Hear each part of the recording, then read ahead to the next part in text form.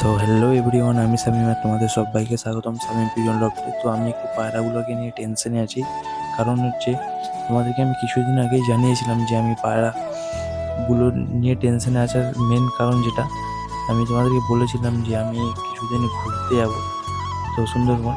তো সেই জন্য আমার পায়রাগুলোকে মানে খাবার দাবার দিতে একটু মানে কষ্ট হবে, মানে বাড়ির লোককে দিয়ে খাবার দিতে বলেছি, তাই পায়রাগুলোকে নিয়ে একটু টেনশন হচ্ছে আর কি। তো ভাইকে আমি দেখিয়েছি মানে পায়রাগুলো কী করে খাবার দিতে হয়, তো আশা করি ও ঠিকঠাক খাবার দিয়ে দেবে। নয়তো কিন্তু পায়রাগুলো অসুস্থ হয়ে পড়লে কিন্তু খুবই খারাপ লাগবে আর কি। অনেক মানে ঘোরাঘুরি হয় না, সেই জন্য আমি ভাবলাম যে একটু ঘুরে আসি। তো সেই জন্য, আর তোমাদের যদি ভিডিও না পাও তোমরা কোনো কিছু টেনশন করবে না, আমি চেষ্টা করবো আমার তরফ থেকে ভিডিওটা দেওয়ার। আর আর যদি না ভিডিও পাও কোনো টেনশন করবে না, আমি আবার রেগুলার ভিডিও মানে চালু করে দেবো, তোমরা কোনো টেনশন করবে না। তো একটু যদি ভিডিও যদি প্রবলেম হয় তোমরা চ্যানেলটাকে আনসাবস্ক্রাইব করো না।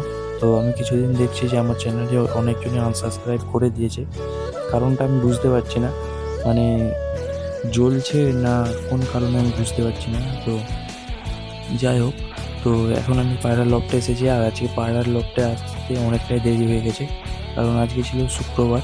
তো শুক্রবারে একটু কাজেরও চাপ থাকে, আবার মানে নামাজের দিন ওটা, তো ওই জন্য প্রচণ্ড দেরি হয়ে যায় আর কি। তো পায়রাগুলোকে খাবার দিতে দেরি হয়ে গেছে, সেই জন্য আমি তাড়াতাড়ি পায়রার লফটে চলে এসেছি। এরা এদিকে সব বসে রয়েছে, আর এদিকে বেশিরভাগ টেনশন হচ্ছে আমার হ্যান্ডটেম যে পায়রাটা, ওরই টেনশন।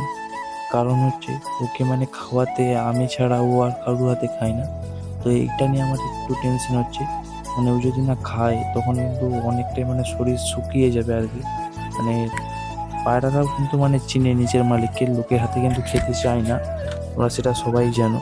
তো সেই জন্য আমার একটু টেনশন হচ্ছে। তোমরা অবশ্যই দোয়া প্রার্থনা করো যেন পায়রাটা সুস্থ থাকে। তো আশা করি আমার ভাইকে আমি দেখিয়েছি, ও মানে ঠিকঠাক খাবার দিয়ে দিলেই হবে। তো এইদিকে আমি বিটার পায়রাগুলোকে ছেড়ে দিয়েছি, এদেরও খাবার দেওয়ার টাইম হয়ে গেছে। আর আজকে কিন্তু বন্ধুরা প্রচণ্ড রোদ ছিল এবং গরম, তো সেই জন্য পায়রাগুলোকে ছাড়ার সঙ্গে সঙ্গে না প্রচণ্ড জল খাচ্ছিল পায়রাগুলো। তো আর এদিকে দেখে নাও বাচ্চাগুলো কত বড় বড় হয়ে গেছে। তো বাচ্চাগুলোকে মানে হাঁড়িকে খাবার দিয়ে দিলে এতটা টেনশন নেই। তো দেখা যাক কী হয়।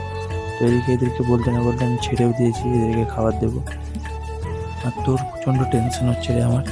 তো কিছু করার নেই, তো ঘুরতে তো যেতে হবে আর কি।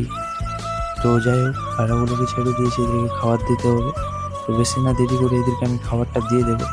তো এরা কিন্তু অনেকটাই ক্ষুধার্ত, কারণ অনেক দেরি হয়ে গেছে পায়রার লফটে আসতে। তো এদিকে তাড়াতাড়ি খাবার দিয়ে দিয়েছি, বেশি বড় ভিডিও করবো না আজকে। তো এইদিকে কিন্তু প্রচণ্ড ছটফট করছে খাওয়ার জন্য। আর এই কিন্তু নিজের থেকে খেতে পারে না, তোমরা সেটা সবাই জানো। এটাকে আমি মানে ছোট্ট থেকে একদম খাবে খাবে বড় করেছি, এখনো পর্যন্ত আমার হাতেই খায়। তো এই নিজে খেতে পারে না, জল পর্যন্ত খেতে পারে না। তো এই পায়রাটাকে আমি দিয়ে একটু মানে টেনশনে আছি, যদি আমি কোনোদিন মারা যায় তো এই পায়রাটার কী হবে। তো দেখা যাক ভবিষ্যতে কী করা যায়, মানে একে একটু যদি ট্রেনিং দিয়ে ঠিক করতে পারি, মানে একে একটু হালকা ক্ষুধার্ত রেখে যদি সামনে খাবার সবসময় দিয়ে রাখি, যদি চেষ্টা করতে থাকি আশা করি ও খাওয়াটা শিখে যাবে। তো দেখা যাক কী হয়। মানে এই আমার কাছে এখন 1 বছর হয়ে গেছে, মানে পুরো অ্যাডাল্ট হয়ে গেছে, কিন্তু দেখলে মনে হবে এই বাচ্চা পাখি। তো এটা নিয়ে আমার কিন্তু একটু টেনশন। তো দেখি না কেমন ছটফট করছে খাওয়ার জন্য। তো ওকে আমিও খাইয়ে দেবো, বেশি দেরি না করবো না। তো এদেরকে আগে খাবারটা দিয়ে দিতে হবে, এরাও কিন্তু অনেকটাই ক্ষুধার্ত, তো এদেরকেও দিয়ে দিলাম, এরাও খাচ্ছে। আর এদেরকে নিয়ে মানে অতটা আমার টেনশন নেই যতটা এই বাচ্চা পায়রাটাকে নিয়ে টেনশন হচ্ছে। তো চলো এদেরকে খাবার তো দিয়ে দিয়েছি, আর ভিডিওটাও বেশি বড় করবো না, এদিকে এরা খাচ্ছে, এরা খেয়ে নিক, তারপর আমি এদের জল চেঞ্জ করে দেবো। আর তোমাদেরকে যেটা আমি সবসময় বলি, গরমকালে তোমরা পায়রাকে কখনো সবসময় জল দিয়ে রাখবে না।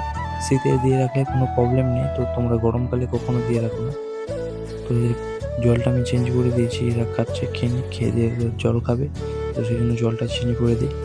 আর এই যেহেতু এখন মানে সকালবেলা ঠান্ডা পড়ে, সেই জন্য আমি কী করি বুদ্ধি করি, মানে রোদে জলটা রেখে দিই যাতে হালকা একটু গরম থাকে।